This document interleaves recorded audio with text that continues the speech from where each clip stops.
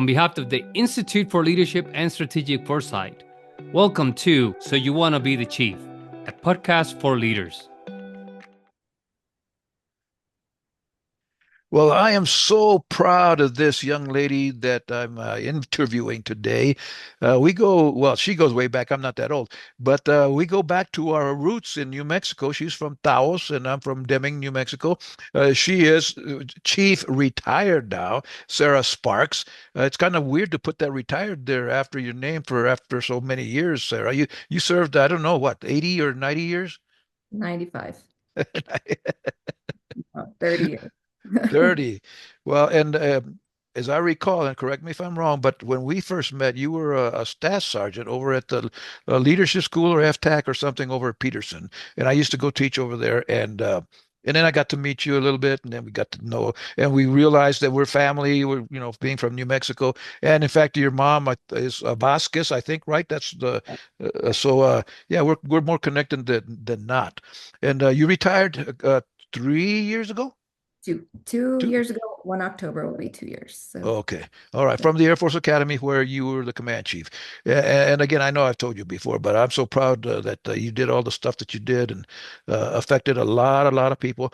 And in fact, I remember around the time that we got to first met that you were going to be deployed and you had just had the baby. What was it, Joaquin, who you had just had? That was my second one, Isaiah. So Okay, okay.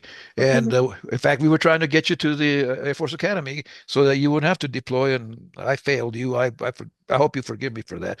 But it all worked out, and you had a great career, and now you're retired. So thank you for your service, and again, I'm really proud, and thank you for taking time to be on this program. As you know, the purpose of this program is to help chiefs be chiefs, because I don't know. Well, I do know you got some mentoring from someone. Uh, I think he was called the ruggedly handsome chief, but right. but nowadays I'm not sure that they get a lot of mentoring. And now you've been out a little bit, but you're close enough. Do you think that we're doing a good job in mentoring the chiefs? Well, Chief, first, let me say thank you for having me. I really appreciate you continuing to serve our airmen in this way. So it's awesome. And I would say, do I still think they're doing that today? I would say for sure we do much better today than we did when I made chief, I believe. Because I think there's folks like you out there who are continuing to try to engage and share perspectives and get, folks talking about their experiences. And so maybe not in every capacity, but I do believe there's so many avenues now for people to get mentorship in a different way than maybe they did before. And maybe when you made chief, even more so then, I'm not sure how much that was a thing or not. Well, back in my day, Sarah, we got the real, no kidding, eye to eye, person to Yeah. person mentoring. This is in the what I made chief. I put on chief in 1991, and we didn't have the technology that we have now, and you would think that because we have some more technology that we would be better at communicating when we're not necessarily that good. And it's funny because and I taught at the academy for about almost 20 years, but a lot of times those youngsters are the youngsters, not the oldsters, the youngsters would tell me that, hey, we don't communicate. We may have these all these gadgets and all that stuff, but we don't communicate. And as when you were up on the hill as well, we send out emails, and it's like, did they ever read the stinking email? Because we told them to be here, and no one's here. Yeah, I agree. I think, I was listening to one of your other podcasts with someone else, and, it's the technology today that makes it difficult. Being a mom, being a chief in the Air Force, um, trying to meet people where they are. My son will be downstairs and he'll text me and right, vice versa, right? And so sometimes I have to meet him where he's at. My airmen in the same way. I have to kind of understand that their world is different than our world looked when I was their age. But I also still feel very strongly that to me, face to face, kind of understanding, looking someone in the eyes, that's so critical and so important. And I think even with our chiefs, I've had my share of opportunities where if I wasn't getting mentorship when I first made chief, you're scared to death. You don't know what you're doing, or you're afraid you're going to make the wrong decision, say the wrong things. And so It's really important to take the opportunity to ask for that mentorship. For me, an easy way to do that is everyone loves coffee or everyone loves, food. So a great way to do that and an easy way to kind of get to know someone or kind of pull out some of that information is, yeah, hey, want to grab a cup of coffee or hey, let's go grab lunch sometime. And then it was easier for me to then say, hey, would you share some of your experiences being a new chief or being a female chief or hey, I've noticed some things about you that I really admire. They may never have known that, but now you have the opportunity to kind of talk to them a little bit and ask them some of those questions that you have. And I think that's really important on both sides, right? We need to do that as upcoming chiefs so that we can be best for our airmen. And I feel like, and vice versa, when you see that new chief, take them by the arm and say, hey, let's go grab some coffee. Let me share with you, or hey, ask me whatever you want to ask me and kind of share your experiences. Yeah. I really, sorry, go ahead. Some of the feedback that I've gotten is that not everybody, but there's a lot more than there ever was, I think, that some chiefs don't want to help other chiefs because they're afraid that if they help, especially the younger ones, that those younger ones will surpass the older ones, which, that I don't know that that actually happens, but but there is a perspective that that does happen. And that never, I don't think that ever happened in my, when I was growing up, because all the chiefs that I knew, now I made chief at Gunter, at Maxwell Gunter, if you know that the Mecca for PME, and those chiefs were chiefs. And maybe that was a little bit different there, but well, back in the day, we used to say our job is to work ourselves out of a job. Correct. Share it, get those everybody that you can share it, make them better so that they can replace you. Correct. Yeah, I think maybe I was really fortunate, and I know that there are those folks that feel that way, right? I don't want these young people to surpass me. No way. I do not associate with people like that, and I would just stay away from people like that. But I was very fortunate in that I felt like anytime I ever asked someone for feedback or guidance or direction, and a lot of times it was people that I admired, people that were very opposite of me. So to get a different perspective, perhaps, a lot of times it was other female chiefs to kind of say, how do I do this balance of work-life thing? I really felt like I never had anyone kind of give me the stink eye about that. And I always had people, willing to give me that advice or feedback, that kind of thing. So um, I for sure, and I still see it happening today. I really do. I feel like there's a lot of really good chiefs out there who do offer that. They want their folks to be better than them. They want to be able to walk away and feel, good about that. When I retired, I walked away knowing that, my replacement was, a great replacement and it was just going to go. And that's kind of what you want.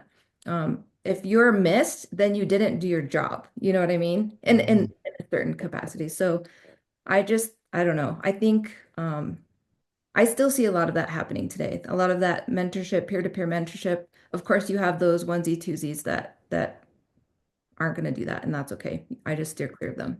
Yeah. You mentioned a couple of times already, Chief, the word female Mhm. chief. Is there a difference between how you're treated, how you had to come up in the ranks?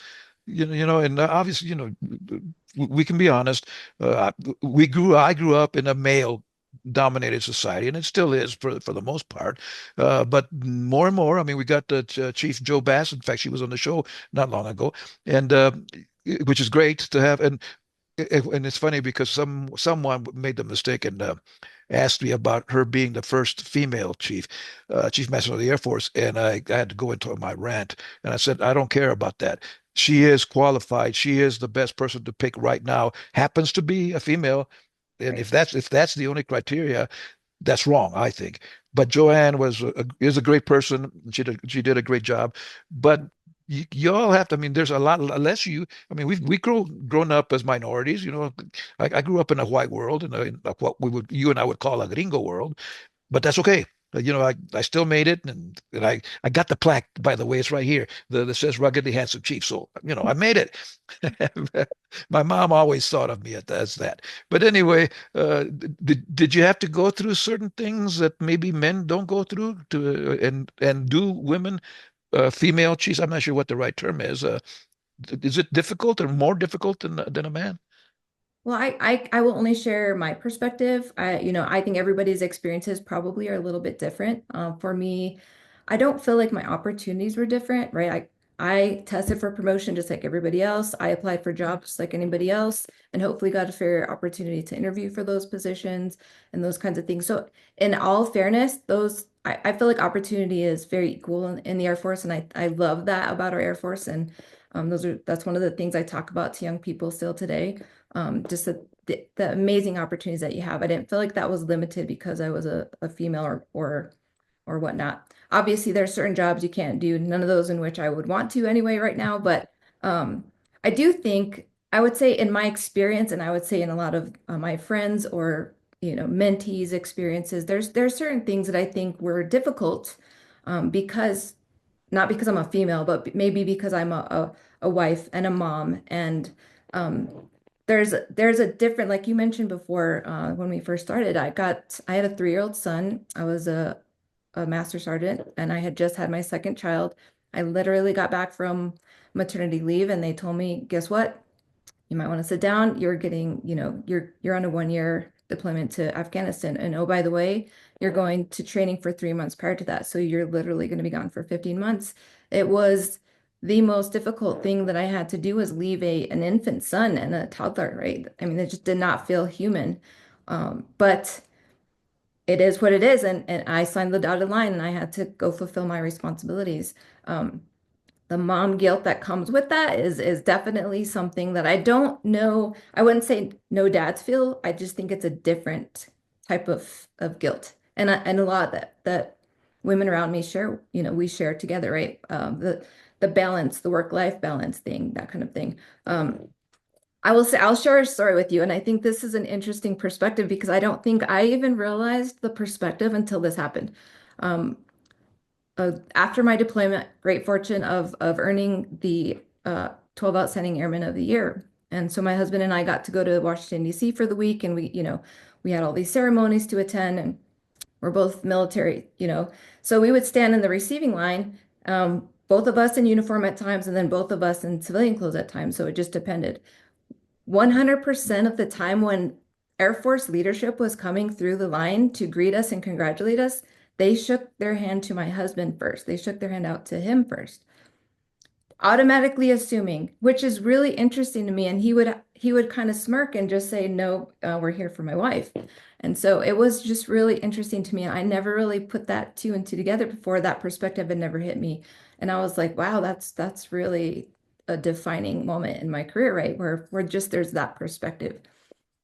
And then when you're in civilian clothes, obviously there's that assumption, right? The man is the military member. And so that I've lived with that for a lot in my career. And so that was an interesting thing that I never really felt internally, but I guess externally that existed. So that was interesting.